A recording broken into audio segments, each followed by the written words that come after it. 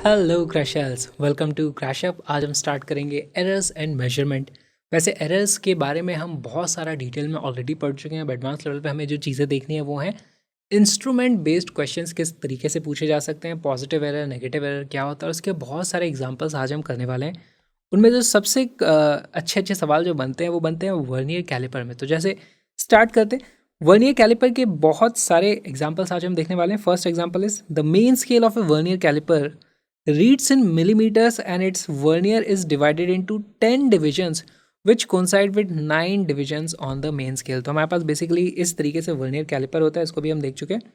Starting में मान लो हमारे पास यहाँ पे जीरो है, यहाँ पे इसका जीरो, दोनों कोइंसाइड होते हैं। जैसे जैसे आप इसको इस तरफ सरकाते जाओगे तो हमारे पास अभी ये वाला कोइंसाइड हो रहा है, देखो ये वाला थोड़ा ऑफसेट है, फिर बाद में ये वाला कोइंसाइड हो जाएगा, फिर और थोड़ा इसको इधर मूव करोगे तो फिर ये वाला कोइंसाइड होएगा, फिर थोड़ा और इधर मूव करोगे ये दोनों कोइंसाइड होते हैं, ये दोनों कोइंसाइड होते हैं। इस तरीके से हम देखते हैं कोइंसाइड होते चले जाते हैं। ऐसे मतलब मैं इसका एग्जांपल दिखा देता हूँ आपको। अगर मैं इसको थोड़ा सा इधर मूव करूँगा, है ना, यहाँ से ये, तो देखो अभी मुझे पता चल रहा है कि मैं यहाँ पे देख सकता हूँ ये वाले हमारे कोइंसाइड हो गए हैं। ठीक है, तो इसमें हम रीडिंग किस तरीके से लेंगे, देखो हमें पता है कि हमारे पास जो लीस्ट काउंट की वैल्यू होती है, लीस्ट काउंट कितना होता है, लीस्ट काउंट वर्नियर कैलिपर का, उसकी वैल्यू होती है main scale division minus vernier scale division. अच्छा, मेन स्केल पे हमारे पास जो रीडिंग आती है वो आती है 1 मिलीमीटर, हम मेजर कर सकते हैं, तो इसकी वैल्यू आ जाती है 1 millimetre minus vernier scale division. को आप कैसे पता करोगे, देखो यहीं पे लिखा होता है कि वर्नियर स्केल के जो 10 डिविजन्स हैं वो मेन स्केल के 9 डिवीजन के बराबर हैं। तो हमें पता है कि 10 स्केल है ना, ये जो 1 2 3 4 5 6 7 8 9 10 total 10 are equal to 9 millimetre के बराबर। तो मैं बोल दूंगा 1 इज इक्वल टू 0.9 मिलीमीटर के बराबर। तो इसलिए यहाँ पे मैं लिख दूंगा माइनस 0.9 मिलीमीटर, और इससे मुझे पता चल जाता है, इसकी वैल्यू आ जाती है 0.1 मिलीमीटर। एंड वर्नियर कैलिपर का यही लीस्ट काउंट होता है 0.1 मिलीमीटर। अगर हमें और छोटा लीस्ट काउंट चाहिए होता है तो हम स्क्रू गेज की तरफ चले जाते हैं। ऑलराइट, तो इस तरीके से हमारी कैलकुलेशंस होती हैं। अब देखो इसमें क्या बोला गया है, when the two jaws of the instrument touch each other the seventh division of vernier scale coincide with the scale division and the zero of vernier lies to the right of the zero of the main scale. अब यहाँ पर समझना हमें शुरू करना है। तो देखो जब भी कोई इंस्ट्रूमेंट बनाते हैं, है ना, उसके मान लो यहाँ पर से हमारे पास दो क्लैंप इस तरीके से निकले हुए होते हैं, एक इधर और दूसरा इधर। अब ये दोनों क्लैंप जब एक दूसरे को टच करेंगे, बेसिकली उस वक्त हमारे पास रीडिंग जीरो आनी चाहिए आइडियल केस में, लेकिन यहाँ पर रीडिंग जीरो नहीं आ रही है। इसका मतलब इस इंस्ट्रूमेंट में कुछ ना कुछ जीरो एरर है। जब जीरो दिखाना था तब वो जीरो ही नहीं दिखा रहा। कुछ वैल्यू अब या तो पॉजिटिव दिखा देगा या कुछ नेगेटिव वैल्यू दिखाएगा, जीरो नहीं दिखा रहा है वहाँ पे। अगर पॉजिटिव वैल्यू दिखाता तो हम क्या बोलते हैं, पॉजिटिव एरर है। अगर वैल्यू नेगेटिव दिखाता तो हम बोलते हैं नेगेटिव एरर है। इस पर्टिकुलर केस में क्या बोला है, when the two jaws of the instrument touch each other seventh division of the vernier scale coincide with the scale division and the zero of the vernier lies to the right of the zero। अब देखो हमारे पास main scale का zero यहाँ पर है, vernier का scale का जीरो यहाँ पर है। हमें बोला गया वर्नियर का जीरो राइट साइड में है ना। इससे हमें पता चल जाता है कि भाई हमारे पास कुछ ना कुछ पॉजिटिव वैल्यू आने वाली है। हो सकता था ये आइडियल केस में हमारे पास ऐसा होना चाहिए था।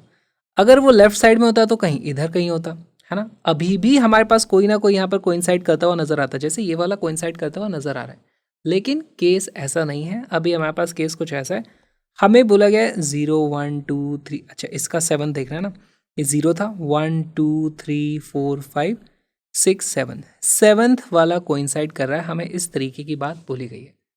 तो हमारे पास जो रीडिंग आने वाली है वो कितनी आएगी, देखो हमारे पास रीडिंग जो आ जाएगी, रीडिंग उसकी वैल्यू आ जाती है मेन स्केल पे जो है प्लस हमारे पास यहाँ पे वर्नियर स्केल पे कौन सी वाली आ रही है। तो मेन स्केल पे तो हम 0 मिलीमीटर पर ही है, तो हमारे पास जो रीडिंग आ जाएगी वो आ जाती है भाई, इसकी वैल्यू आएगी 0 millimetre plus 7 into least count which is equal to least count कितना है 0.1 मिलीमीटर, तो इसकी वैल्यू आ जाती है 0.7 मिलीमीटर। अब इसको फील करने की कोशिश करो, हमारे पास स्केल में रीडिंग आनी चाहिए थी 0, लेकिन आ रही है कितनी 0.7 मिलीमीटर, और यहाँ पर वो नेगेटिव भी आ सकती थी। हर तरीके के जीरो एरर होते हैं, क्योंकि ये पॉजिटिव आया है तो यहाँ पे पहले तो मैं लगा दूंगा इस तरीके से प्लस, और मैं इसको लिख दूंगा ये थी हमारे पास रीडिंग एट 0, है ना, 0 पर हमारे पास जो रीडिंग आनी चाहिए थी वो ये आ गई। तो हमारे पास कुछ एरर आ रहा है जो कि एक पॉजिटिव एरर है, इसको हम क्या लिखेंगे, इट इज़ पॉजिटिव एरर। अब यहाँ पे आपको एक चीज़ फील करनी है, हमारे पास जो रीडिंग आनी चाहिए थी उसमें हमेशा 0.7 ऐड होके आने वाला है, क्योंकि जब 0 होना चाहिए था तभी हमें कुछ वैल्यू मिल गई। अगर इसकी जगह हमारे पास 1 मिलीमीटर की कोई ऑब्जेक्ट आती तो पहले ही इसमें 0.7 दिखाया था, उस बार फिर रीडिंग क्या दिखा था, 1.7। तो यहाँ पर हम एक रिलेशन भी बना सकते हैं कि भाई हमारे पास लेंथ तो कुछ होती है प्लस उसमें कुछ एरर ऐड हो जाता है, वो हमारे पास रीडिंग आ जाती है। जैसे इस पर्टिकुलर केस में हमारे पास ये वैल्यू होनी चाहिए थी 0, पर हमें रीडिंग कितनी देखने को मिल रही है, प्लस 0.7 मिलीमीटर। इससे मुझे पता चल जाता है कि हमारे पास जो एरर की वैल्यू है वो 0.7 मिलीमीटर आ रही है। इस तरीके से हमारी इक्वेशंस काम करेंगी अब। ऑलराइट, आगे चलते हैं। Furthermore, when a cylinder is tightly placed along its length between the two jaws, the zero of the vernier scale lies slightly to the left of 3.2 centimetre. अब की बार 3.2 सेंटीमीटर के स्लाइटली लेफ्ट में। Okay, तो देखो यहाँ कहीं होगा 3.2 centimetre. अच्छा, हम सारा का सारा काम अभी मिलीमीटर में करेंगे। हमारे पास जो मेन स्केल होता है उसका लीस्ट काउंट होता है 1 मिलीमीटर। क्या मैं 3.2 सेंटीमीटर को 32 मिलीमीटर बोल सकता हूँ? यस। तो देखो अब की बार हमारे पास जो रीडिंग आ रही है ना, रीडिंग कितनी आ रही है, 32 millimetre plus something into least count. अब यहाँ पर यही गलती हो जाएगी। क्या गलती हो जाएगी? देखो हमें बोला गया है कि स्लाइटली लेफ्ट, है ना, slightly to the left of 32 millimetre. तो 32 मिलीमीटर से थोड़ा सा लेफ्ट होगा, या फिर मैं बोल सकता हूँ 31 से थोड़ा सा राइट होगा। और जब भी हम रीडिंग देखते हैं हम क्या बोलते हैं, यहाँ पर 0 से राइट था तो इसीलिए हमने यहाँ पे 0 लिया था। अगर वो 31 से राइट है तो हम 31 लेना चाहिए। हम ऐसे नहीं देखेंगे कि 32 से पहले था, 32 नहीं लेंगे हम, बेसिकली यहाँ पे लेंगे 31। ये गलती नहीं करनी है हमें। यहाँ पे वैल्यू आएगी कितनी, 31 मिलीमीटर प्लस कितने लीस्ट काउंट आ जाएंगे हमारे पास, and the fourth vernier division coincides. Fourth coincide कर गया है तो यहाँ पर हमारे पास आ जाएगा 4 इंटू लीस्ट काउंट की वैल्यू कितनी है, 4 इंटू 0.1 मिलीमीटर। तो हमारे पास अब जो रीडिंग आ रही है, रीडिंग की वैल्यू कितनी आ जाएगी, आ जाती है 31.4 मिलीमीटर। क्या ये जो लेंथ है उसके बराबर है? हमारे पास फॉर्मूला क्या है, लेंथ कुछ होती है, उसमें एरर ऐड हो जाता है, उसके बाद हमें रीडिंग मिल रही थी। एरर की वैल्यू हमें पता चल चुकी है। यहाँ से मैं लिख सकता हूँ L plus 0.7 is equal to 31.4 millimetre, या फिर मैं लिख दूंगा L इज इक्वल टू, इसमें से वैल्यू आ जाएगी तो आ जाएगा 30.7 मिलीमीटर। तो हमारे पास ये फाइनली रीडिंग आने वाली है। अच्छा, इसको लिखने के भी तरीके हो जाएंगे। जब भी हम कोई रीडिंग लिखते हैं तो हम साथ में एक प्लस माइनस में एरर लगा के रखते हैं। और वो एरर क्या होती है, वो ये वाली एरर नहीं होती है, इसको तो हमने करेक्ट कर दिया, ये तो सिस्टमेटिक एरर है, इसको तो मैं पता कर सकता हूँ, इसको तो मैंने फिक्स भी कर दिया। अभी भी हमें एक लीस्ट काउंट से रिलेटेड एरर को लिखना पड़ेगा। वो क्या हो जाएगा, मैं लिखूंगा प्लस माइनस 0.1 मिलीमीटर। क्यों? क्योंकि ये इसका लीस्ट काउंट है। वैसे एग्जाम में आपको जो ऑप्शन मिलने वाले हैं वो ये मिलेगा ऑप्शन, एक ऑप्शन ये भी मिलेगा। कुछ लोग यहाँ पे नेगेटिव पॉजिटिव का खेल करेंगे तो आपको एक ऑप्शन क्या मिलेगा, 32.1 मिलीमीटर, मिलीमीटर, ये वाला ऑप्शन भी मिलने वाला है। तो इस तरीके से बहुत सारे ऑप्शन मिल सकते हैं, हमें चेक करना होगा कौन सा वाला ऑप्शन करेक्ट है। तो इस तरीके से आप क्वेश्चन को सॉल्व कर सकते हो। यहाँ पर हमारे पास पॉजिटिव एरर था, एक आध क्वेश्चन नेगेटिव एरर वाला भी शायद आने वाला है।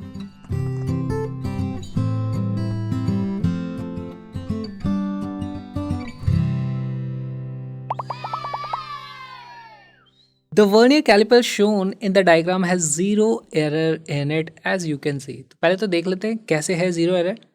तो हमें दिखाई दे रहा है यहाँ पर पहली बात तो 1 2 3 4 5 6 इस तरीके से रीडिंग दिख रही है। यहाँ पे तो रीडिंग ही नहीं लिखी। समझने की कोशिश करो, अगर ये 1 है, ये ज़रूर डेफिनेटली क्वेश्चन में ये वाली चीज़ रही होगी 0, और इसका 0 हमारे वर्नियर स्केल्स के 0 से कोइंसाइड नहीं हो रहा।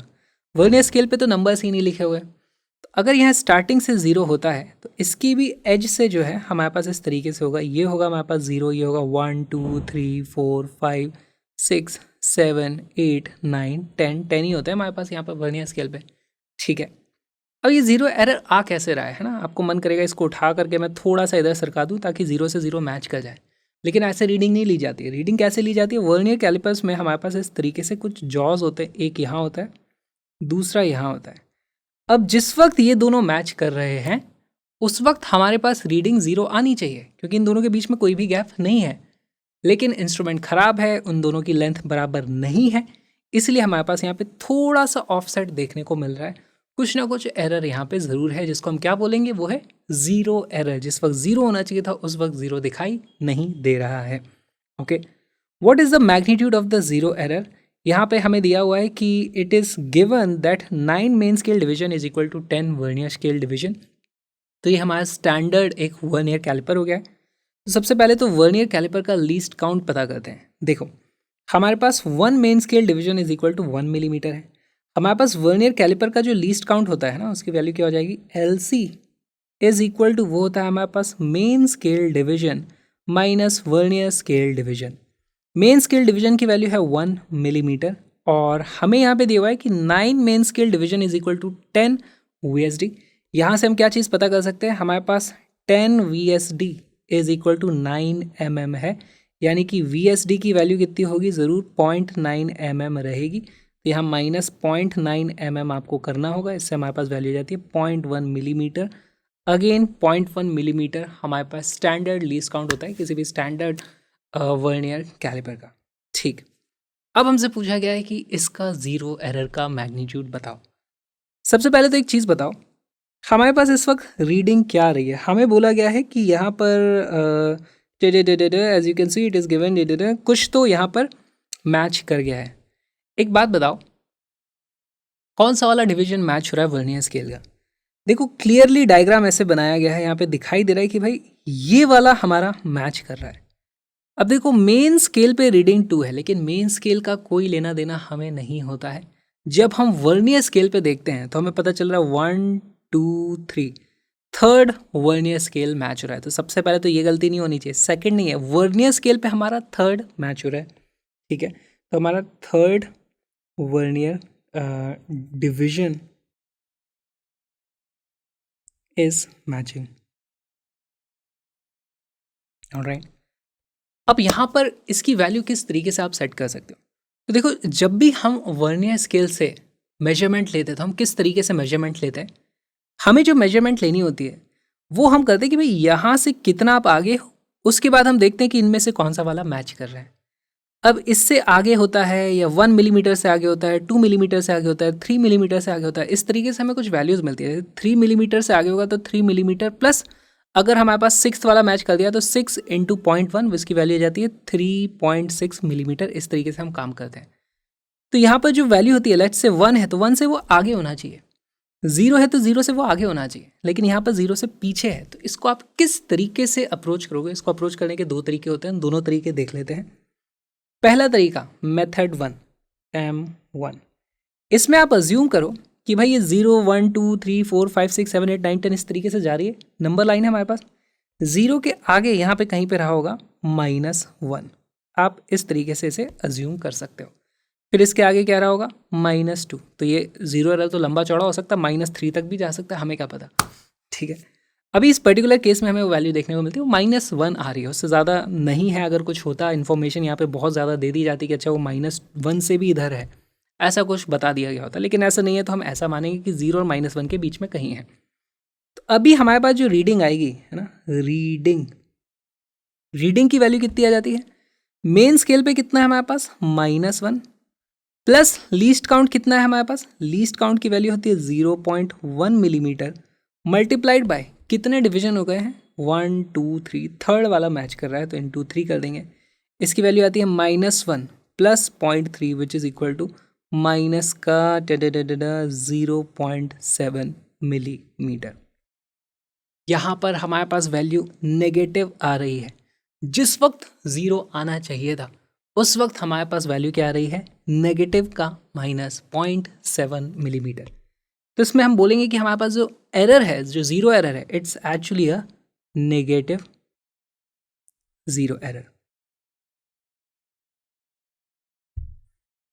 और इसको फील करने के लिए देखो, हमारे पास जो रीडिंग वाली इक्वेशन होगी क्या होगी, वो हमारे पास होगी length plus error is equal to reading. जिस वक्त हमारे पास लेंथ 0 होनी चाहिए थी उस वक्त हमारे पास कुछ एरर है जिसके कारण हमारे पास रीडिंग आती है 0.7 मिलीमीटर लेकिन माइनस की। तो इससे हमें पता चल जाता है भाई हमारा error is equal to minus का 0.7 मिलीमीटर। यहाँ पे भी अगेन हम देख सकते हैं हमारे पास एरर नेगेटिव आया है। इस तरीके से आप पता कर सकते हो। आपसे पूछे क्या what is the magnitude of the zero error, तो मैग्नीट्यूड इज 0.7 मिलीमीटर। तो यही हमारा आंसर हो जाएगा। चलो इसको करने का दूसरा तरीका देखते हैं, मेथड 2। अब मेथड 2 में हमें क्या देखना है, देखो हमें बेसिकली पता करना है, अगर सिर्फ मैग्नीट्यूड की बात करें कि हमने इसको कितना इधर शिफ्ट किया है ना, हमें ये वाला डिस्टेंस पता करना है। अब इस डिस्टेंस को हम कैसे पता करेंगे, देखो यहाँ पर हमारे पास ये जो डिस्टेंस है, पहले तो मैं इसको डायग्राम थोड़ा बड़ा करके बनाऊंगा। ये था मेरे पास 0, फिर 1 है, फिर 2 है, 2 हमारा मैच हो रखा है, ठीक है। नीचे हमारे पास वर्नियर स्केल है इस तरीके से। अब वर्नियर स्केल में हमारा कौन सा वाला मैच हो रहा है, थर्ड वाला मैच हो रहा है, तो इसके नीचे डेफिनेटली आ जाएगा हमारे पास 3। ये हमारे पास 0 है, तो फिर एक और बनेगा मेरे पास, यहाँ 1 होगा, यहाँ 2 होगा, इस तरीके से कुछ वैल्यूज हैं 1 2 3। हमें क्या पता करना है, हमारा जो 0 एरर है वो एक्चुअली दिस x, हमें x की वैल्यू पता करनी है। x की वैल्यू कितनी होगी, क्या कोई मुझे बता सकता है? बहुत ही सिंपल है, देख के ही पता चल रहा है।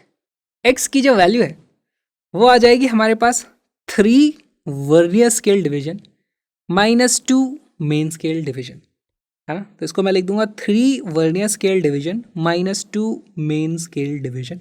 मैग्नीट्यूड सेम आना चाहिए। इसकी वैल्यू बहुत ही सिंपल है, देखो 3 वर्नियर स्केल डिवीजन, हमारे पास वर्नियर स्केल डिवीजन कितना आ चुका था 0.9, तो इसकी वैल्यू हो जाएगी 3 into 0.9 minus 2। Main scale division कितना है हमारे पास, वो 1 मिलीमीटर के बराबर है, माइनस 2 mm, तो ये आ जाता है 2.7 minus 2 which is equal to 0.7 millimetre.